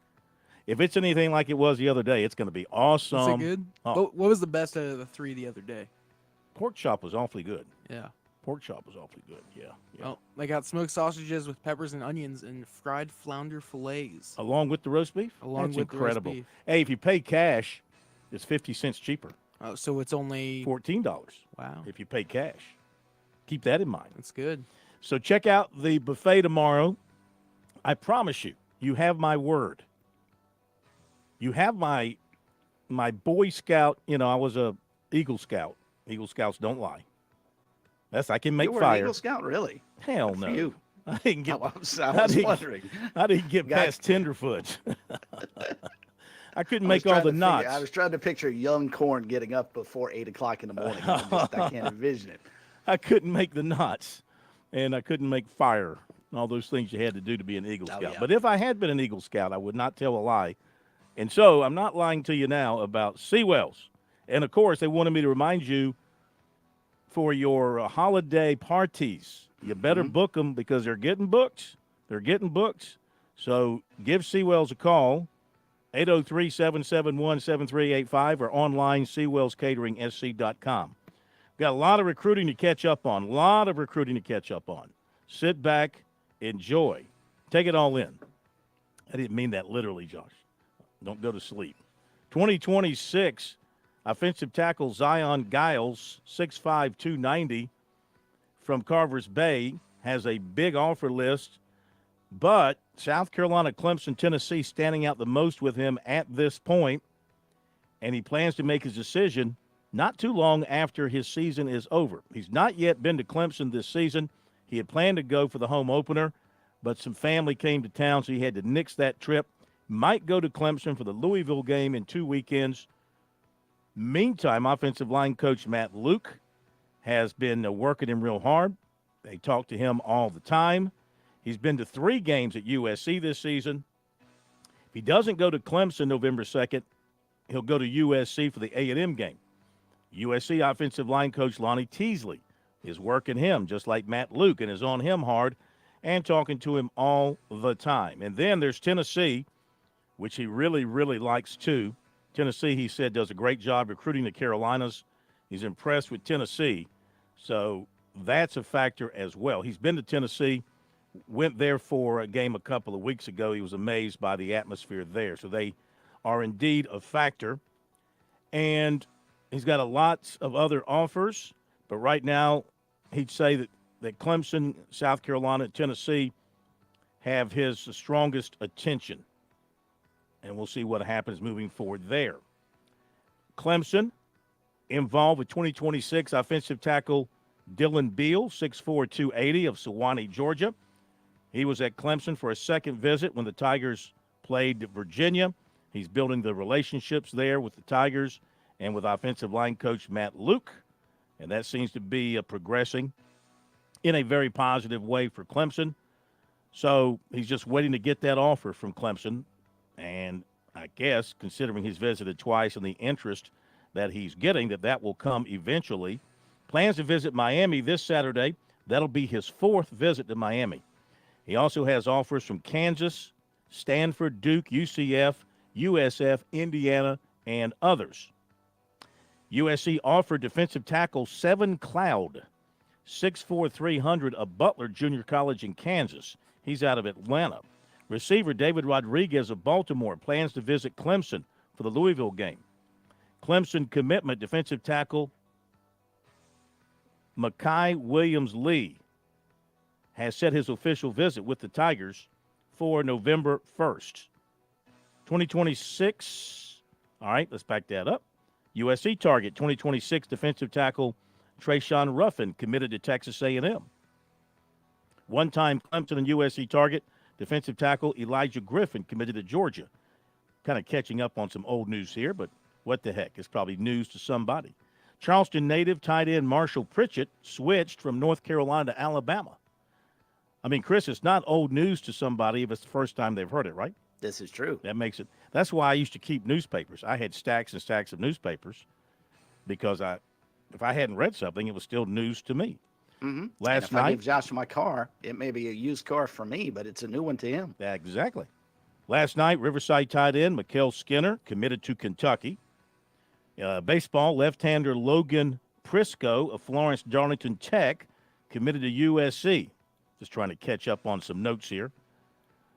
All right. Dawn Staley today got her first commitment for the 2025 class. 6'2", Ayla McDowell, Cypress, Texas. She chose the Gamecocks over Georgia Tech, Florida, TCU, LSU, Mississippi State. Made her official with the Gamecocks the weekend of October 4th, averaging 20 points, 9 rebounds per game. Well, last season she averaged that, 20 and 9. Considered to be one of the top players in the country in her class. 2026 offensive tackle Darius Gray, 6'4", 280 of Richmond. As we mentioned the other night, Steve Wiltfong of On3 gave a projection of grade 2 South Carolina. We talked to Gray last night. He loves the Gamecocks. Ain't no doubt. They've been recruiting him since he was in the 8th grade. He's been to camps. He's been to games. Been to game this year. So, he really is tied in with South Carolina. Very, very strong. But he said he's not quite there yet. He is coming back for the Texas A&M game. And he really likes Shane Beamer. I mean, I can't say enough about what he says about how much he likes South Carolina. So I'd say what has been reported, may come to fruition. He's not there yet, but he's close. He's been to Virginia twice, Virginia Tech once. He's going to go to Tennessee November 23rd and Ohio State for the Michigan game the next weekend. Of course, he's got a very impressive offer list. This would be a huge pickup for South Carolina if the Gamecocks can pull this one out. But there's still more work to be done for South Carolina in this case. They don't have this one totally wrapped up just yet. But we'll keep a close watch on that. And got a couple of other notes to pass along to you here in just a second. I hope, if I can get to my page. Well, it doesn't look like it's going to take me to my page. So we'll just wrap up the recruiting report for tonight, brought to you by Seawells. We'll have more for you tomorrow night. And coming up after the break, it will be the M&M boys, Will Merritt and Corey Miller, joining us here on Sports Talk. We'll be right back.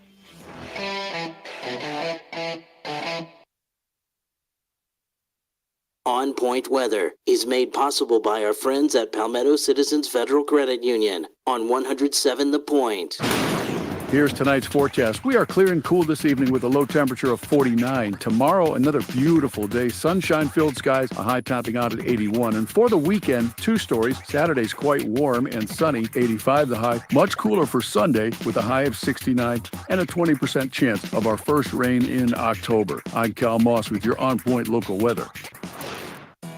As we celebrate 10 fantastic years at Sweet Comfort Services, we're cooling you off with unbeatable deals on all SEER 2 and high-efficiency AC equipment. Hey Point family, mention this ad and get a thorough spring maintenance check from our expert non-commissioned techs for just $95 for your first system and a chill $45 each additional system. Look us up at sweethvac.com or call us at 331-8143. Celebrating a decade of keeping you cool and comfy. That's the Sweet Comfort promise.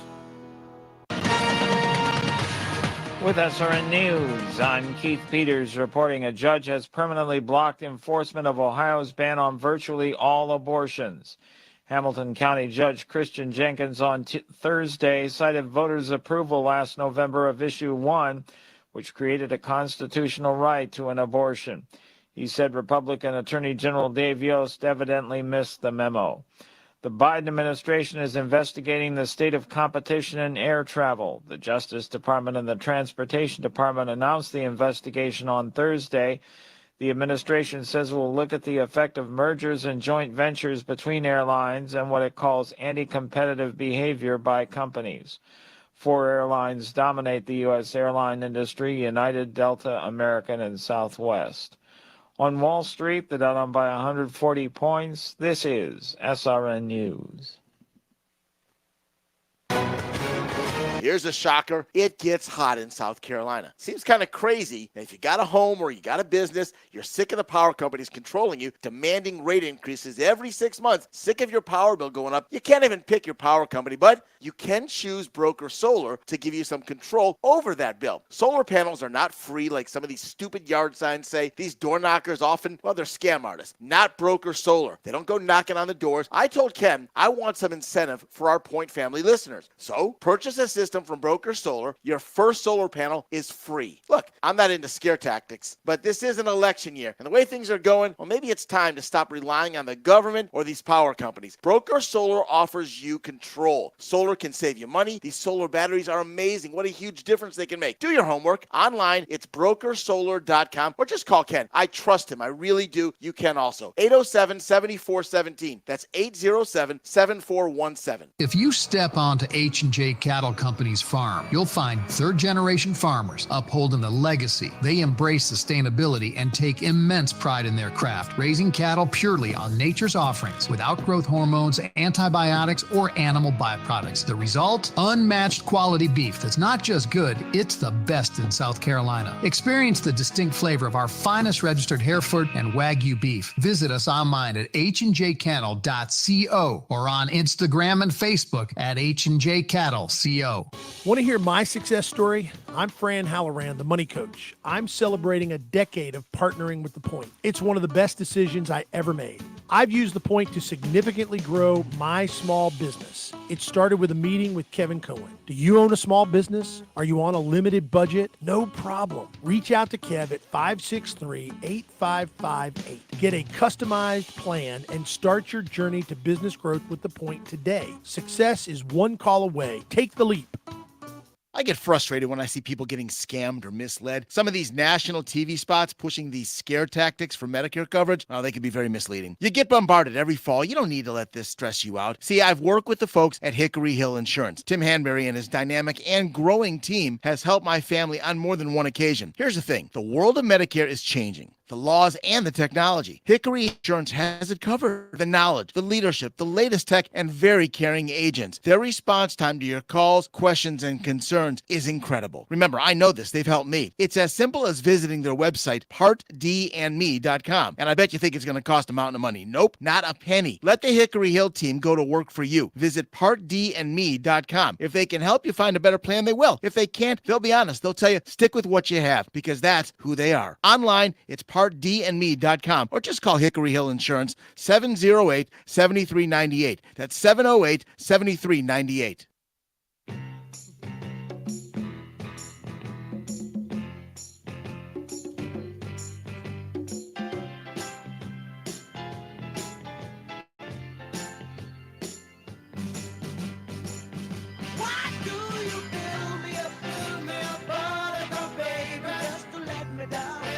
All right, the M&M boys coming up in just a moment. I did find my remaining notes, so why don't I hit those up real quick before we get to Will is with us, and we're waiting on Corey to connect with us. Hopefully he'll connect. A couple of other notes to leave you with. Wide receiver Stephen Collier of River Bluff was offered by Old Dominion. He's been committed to East Carolina.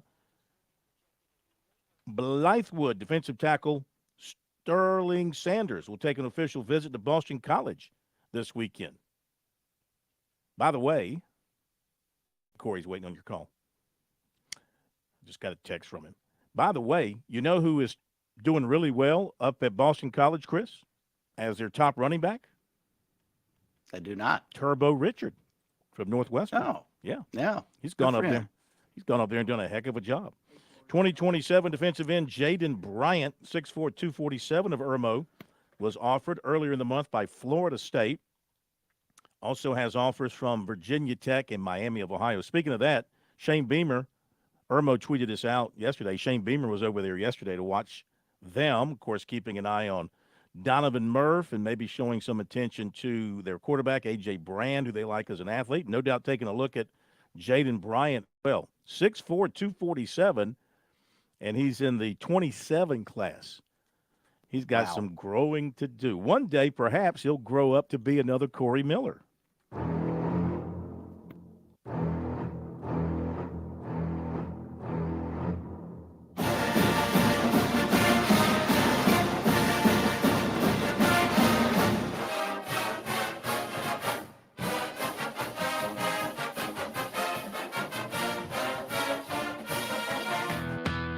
It's the M&M Boys on Sports Talk with former Clemson offensive lineman Will Merritt and former South Carolina linebacker Corey Miller on the Sports Talk Media Network.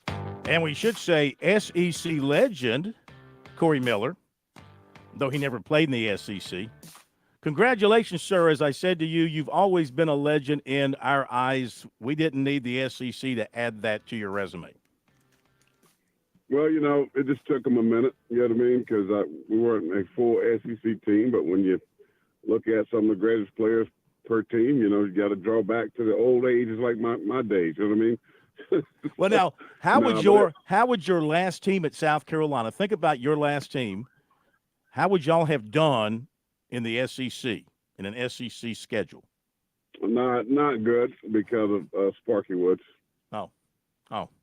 I mean, you got to blame it on Sparky? Listen, brother, we were top 10 team my freshman sophomore year. Joe Mo passes away, Sparky comes, and we go downhill. We had King Dixon denied us a bowl game talking about exams. Exams?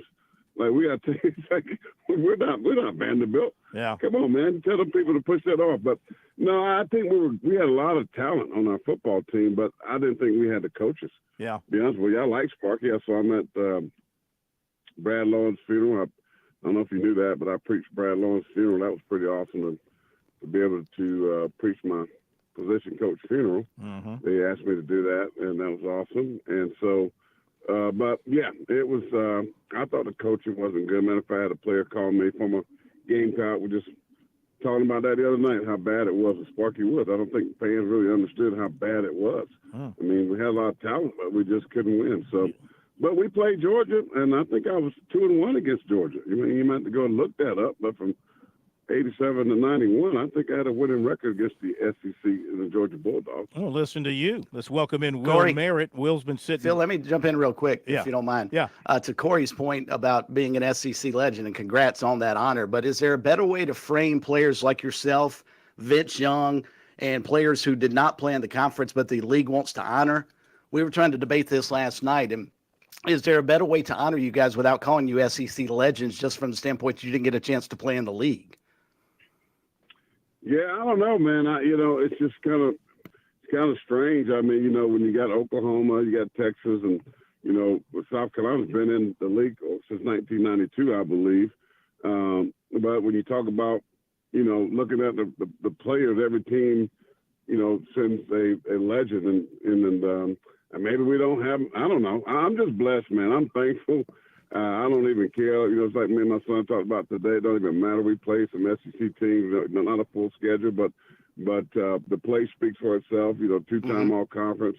You know, whether I was playing that schedule or I know one thing, my play wouldn't have been any different. It would have been on par to where I was. So I'm thankful to being with a great group of guys. I mean, you mentioned Vince Young, and I mean, awesome dudes, man, that's going into this class. So I'm very proud. I'm going to represent my university, the University of South Carolina, and we'll see that those 3 days that they're bringing us into town should be a fun time, and I'm looking forward to it. And as I said, man, all the glory goes to God. It's not about me. It's just about using this platform to do what I do, and that's minister to young men. That's minister to you know, my men's group throughout the state of South Carolina, and lifting up Jesus Christ's name. And that's really what it's all about for me. And I thank God for, you know, I got that little tag that sometimes people just pay attention when you have put SEC legend. It's open doors for you. No doubt. No question. Will feels left out of this conversation when we talk about legends. But Will, to me, you're a legend. You've always been a legend since I met you at the North-South game, and you were the last player taken in the Clemson class. And people, I'm not making fun. My point is, you're legendary because of what you became when most would have thought, not going to become much. But you went and made yourself into a starting offensive lineman in the ACC. And so to me, you're a legend as well. Well, I'm a legend in my own mind. You know, that's the beauty of it. But no, congratulations, Corey. That is a huge honor, and I'm really proud of you, buddy. But yeah, I mean, you know, I will say this. You know, it's funny how people talk about, you know, legendary status. You know, sometimes people look at legendary status in a lot of different ways. I think Corey's got the, you know, obviously he's got the total package because he did it on the field and off the field. I think that one thing that I will bring up as far as legendary, you know, we were able to induct C.J. Spiller into the Ring of Honor this past weekend, and you talk about legendary and about somebody that, you know, changed the face of the program. That was pretty awesome to have the entire stadium chanting his name. You talking about a legend. Yeah, I'm a legend in Gene and Lynn Merritt's house, and that's about as far as it goes. But to have 80,000 people chanting your name and to be able to be in that Ring of Honor, that was pretty legendary to watch that unfold prior to the Clemson-Virginia game. That was pretty cool. Yeah. All right, let's get to the football. Man, you know, go ahead. I mean, real quick, just you know, brother, when you played a Division I school in a major conference and you're a starter, you're a legend. You are in a very, very low percentage of people that can accomplish that. And I think people sometimes don't get it, right? It's just not easy that you show up on a campus, especially at the level in which we played, and say, I'm a starter, and, you know, that I can play at this high level and be a captain and all the different things. It's very difficult. I mean, and I go back to, I shared with my youth group last night, I was a Prop 48 kid, so it was even harder. I had to prove that I can do the academic work, and so I had to sit out after playing football all my life and just practice and, you know, lift weights and that type of thing. So it wasn't easy, man, but I tell you, it just makes you feel more grateful, man, and you know, the blessings and that type of thing. And I'm thankful to Ray Tanner. I know he's leaving us, but kudos to him from the Hall of Fame to this.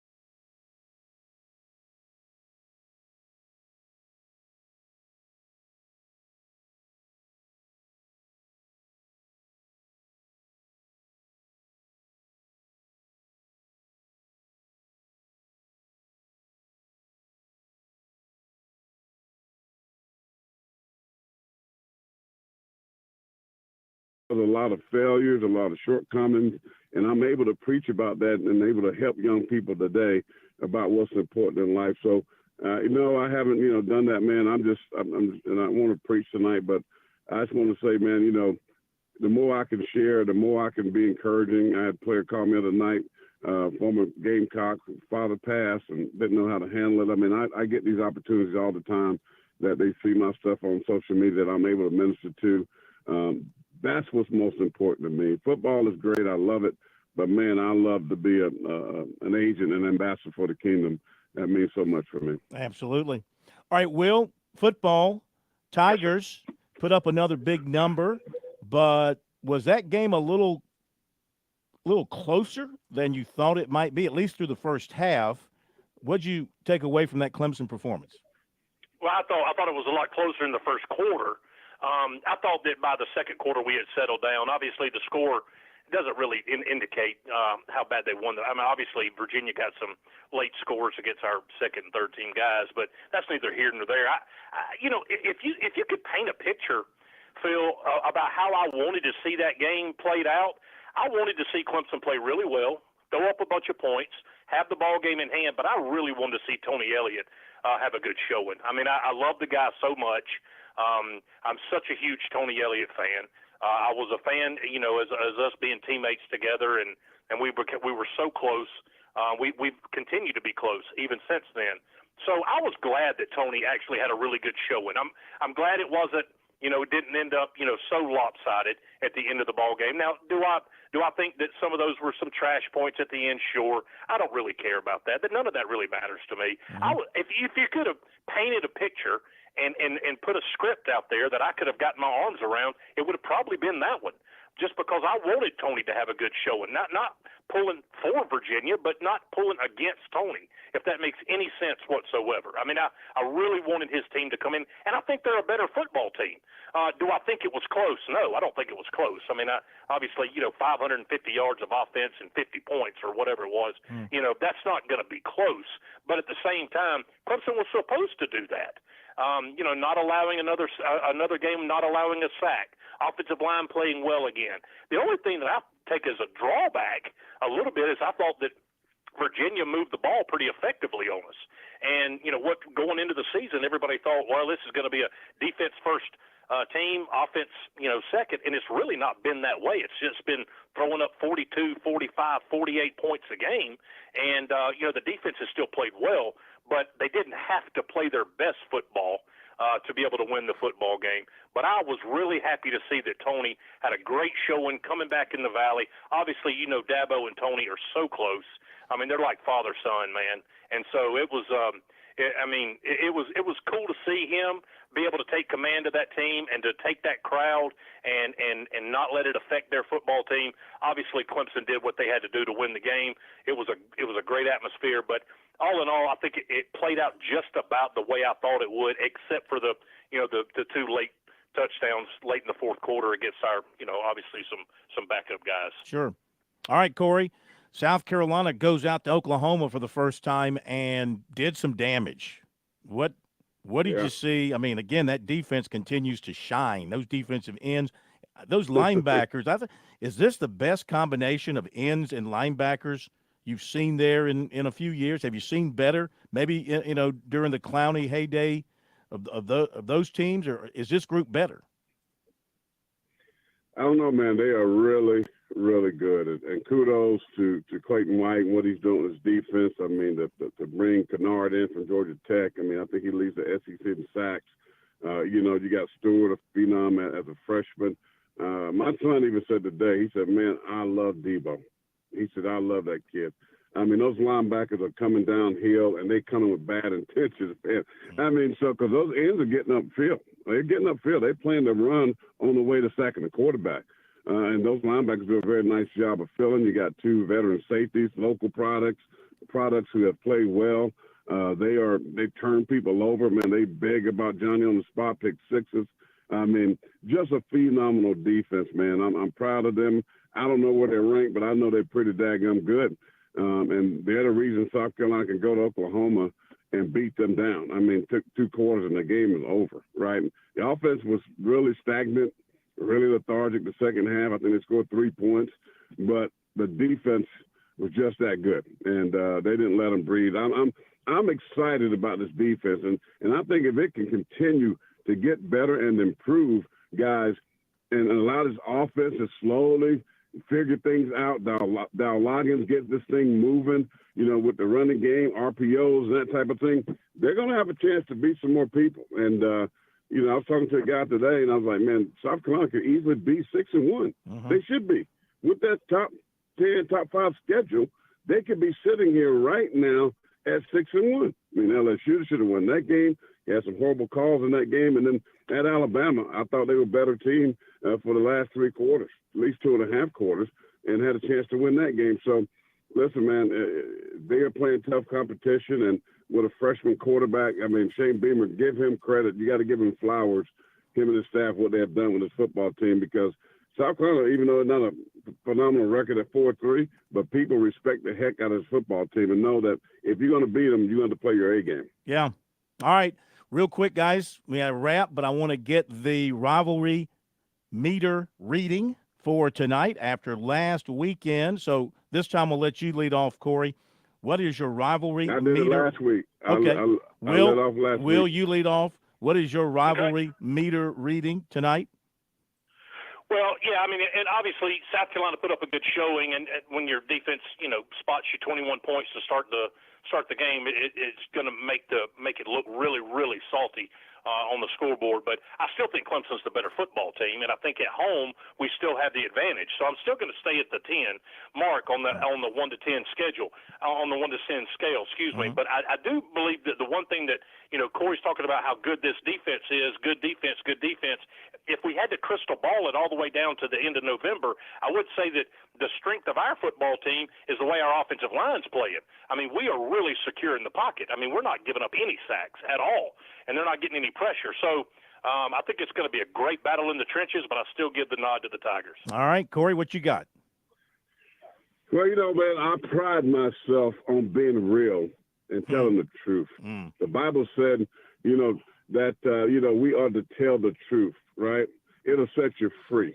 And I'm going to set Will free right now. Here's some facts. On Clemson's nice little run, the teams in the ACC that they play, they have a combined record, I believe, of like 3-11. I mean, so, yeah, the offense looks amazing. But the reality is they haven't faced anybody close defensively like South Carolina. Again, the last real football team that these Clemson Kitty Cats played was Georgia. And that game was 34-3.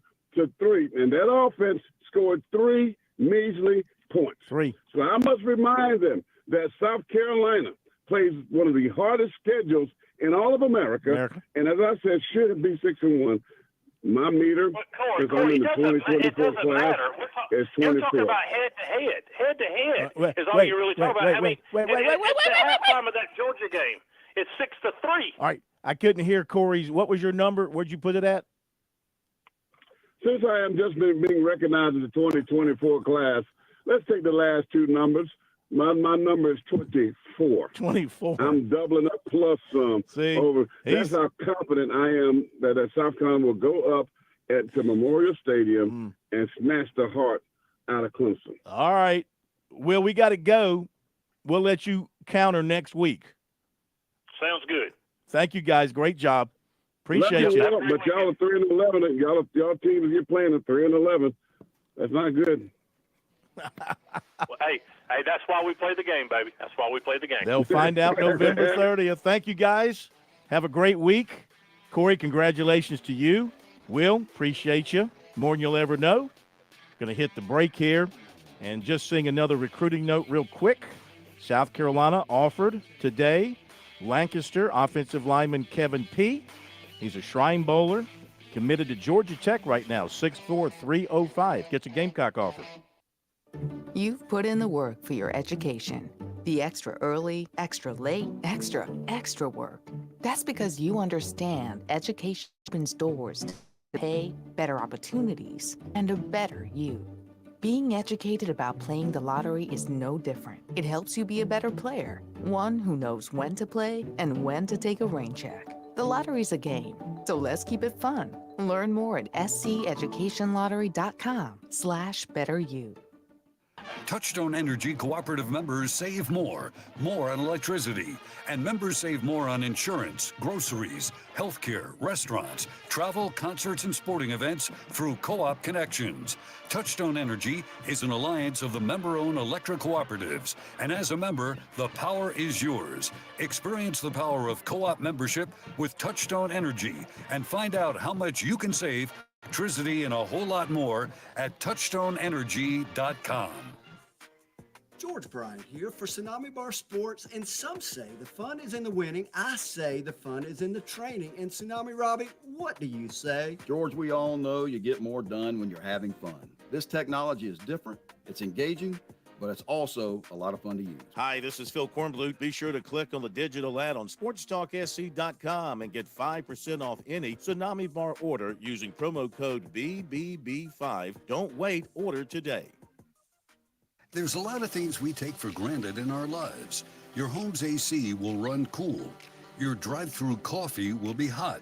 And the car will start when it's time to take your kids to school. It's when things don't go as planned that you start thinking about who to call and where to turn. The good thing is, you can prepare for life's most difficult days by calling the Larry Lucas Agency today. Larry is a State Farm agent that has been taking care of people across South Carolina for more than 2 decades. You probably have insurance, but switching is easy, and bundling can save you hundreds or more. Most importantly, the Larry Lucas Agency can help you choose the protection you want at the price you want. All backed by South Carolina's #1 home and auto insurance company. Visit LarryLucasAgency.com today or give Larry a call at 803-799-98. Like a good neighbor, Larry Lucas State Farm is there.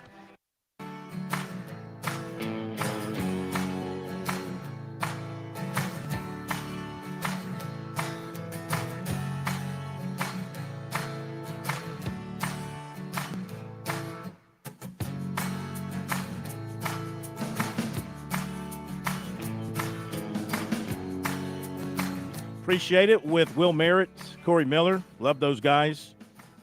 And we have fun at Will's expense because he's obviously paired with a guy that was an NFL player.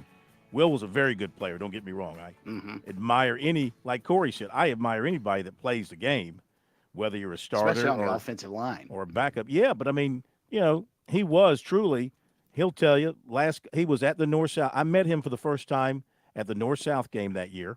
And I had to find out who he was. And I think he had Presbyterian, a little bit of interest from Clemson. Of course, he's a big Clemson family. And I think it's safe to say he was the last guy taken in that class, and he emerged as a starter. That's a credit to him.